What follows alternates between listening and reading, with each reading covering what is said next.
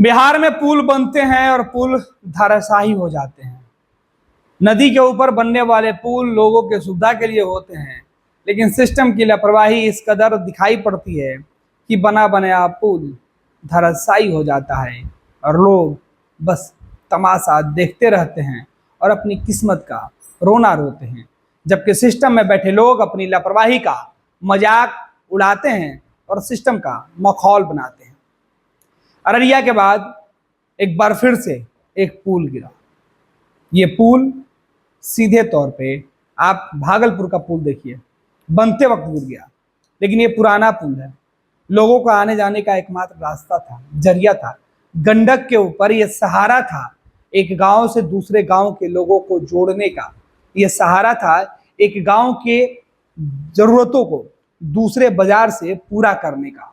ये जरिया था एक गांव के बच्चों के भविष्य दूसरे शहर में जाने का, संवारने का। लेकिन ये सब टूटकर धराशायी हो गया। ये पुल का वीडियो आप देखिए।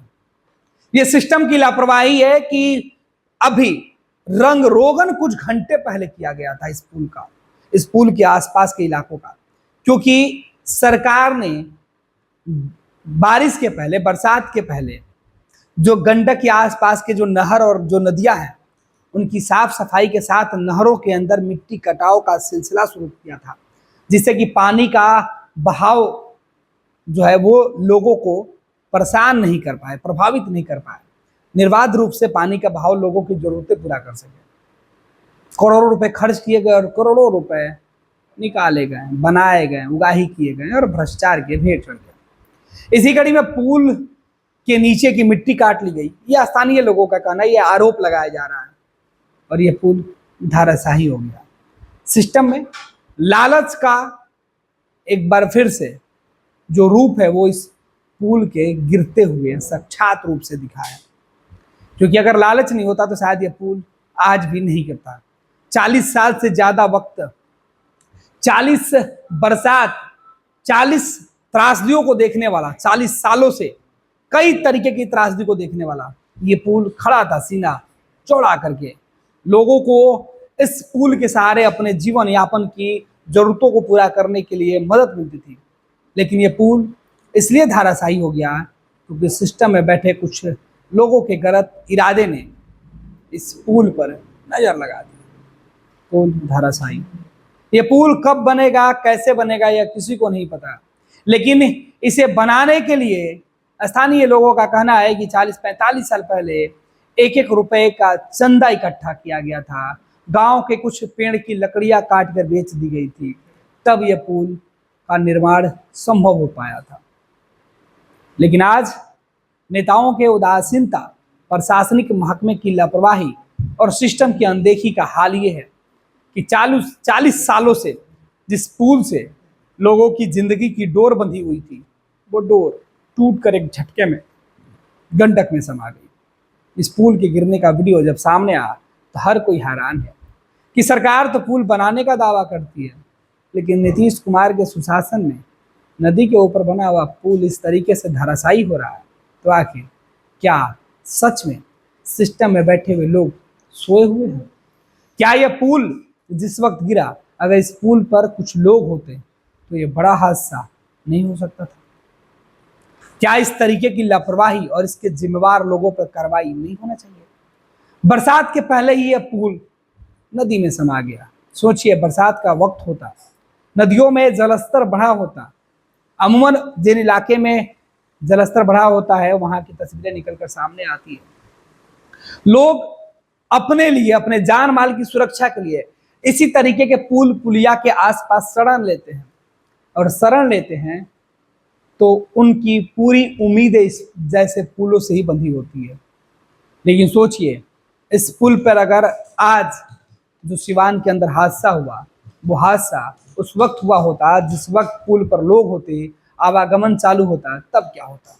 यह तो संयोग है कि जिस वक्त इस पुल में दरारें आई और आसपास के लोग सचेत हो गए, किसी ने मोबाइल से वीडियो बना लिया तो कुछ लोगों ने एक दूसरे तरफ खड़े लोगों को रोक दिया पुल पर जाने से।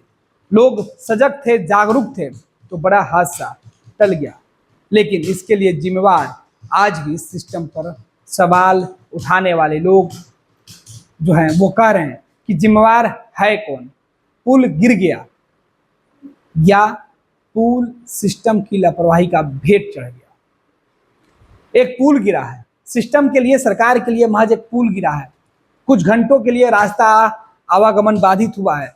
गांव के लोगों के लिए भले ही मुसीबतों का पहाड़ टूट पड़ा हो, अब उन्हें वैकल्पिक रास्ते की तलाश करनी होगी, जुगाड़ लगा के इस पार से उस पार जाना होगा। लेकिन सरकार में बैठे लोग चैन से बैठे होंगे, क्योंकि मामले की तफ्तीश की बात होगी, जांच की बात होगी, और फिर कई साल लग जाएंगे ऐसे पुल खड़ा करने में। लोगों की दिनचर्या, समस्या भले ही बढ़ती जाए, लेकिन लोगों को फर्क नहीं पड़ेगा जो सिस्टम में बैठे हुए लोग हैं। साहब, इस पुल ने आपको सचेत किया है, इस पुल ने आपको एक संदेश दिया है कि अगर अब भी आप कुंभकर्ण की नींद से नहीं जगे तो इस तरीके की लापरवाही करने वाले जो लोग हैं उनकी लापरवाही का आगे बड़ा जो है वो जो लोग, स्थानीय लोग होंगे अलग अलग जगहों पर, उसका खमियाजा भुगत सकते हैं। देखिए स्थानीय लोग क्या कुछ कर रहे हैं। इस गिरते हुए पुल से सिस्टम की पूरी बुनियाद गिर गई है। इस पुल ने सिस्टम को झकझोर के रख दिया है। इस पुल ने नीतीश कुमार के सुशासन के तमाम दावों की, हकीकत की, ये जो है कच्चा चिट्ठा खोल दिया है कि क्या सच में नीतीश के सुशासन में इसी तरीके से काम होता है। पुल आज सुबह में गिरा है, 5 साढ़े 5 बजे के अंदर।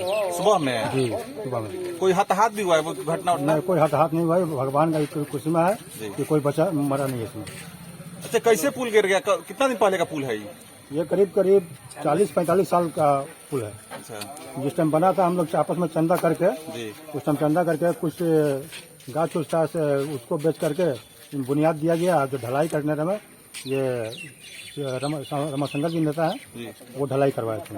अच्छा, अभी नहर का सफाई हुआ था तो उस पेंटिंग उंटिंग तो हुआ था यहाँ पे? खाली पेंटिंग हुआ है और कुछ मरम्मत नहीं हुआ। 2 दिन पहले तो पेंटिंग हुआ है। ये 2 दिन पहले पेंटिंग हुआ है।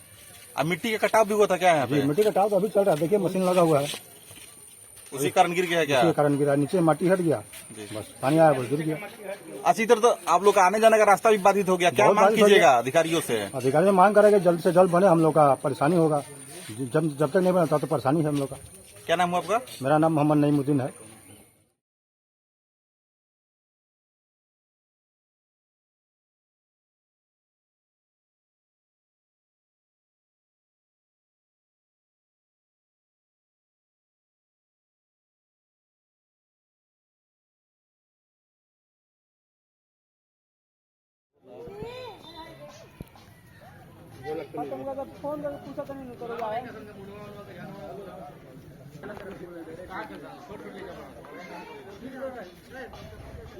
अच्छा ठीक है, देखो तनी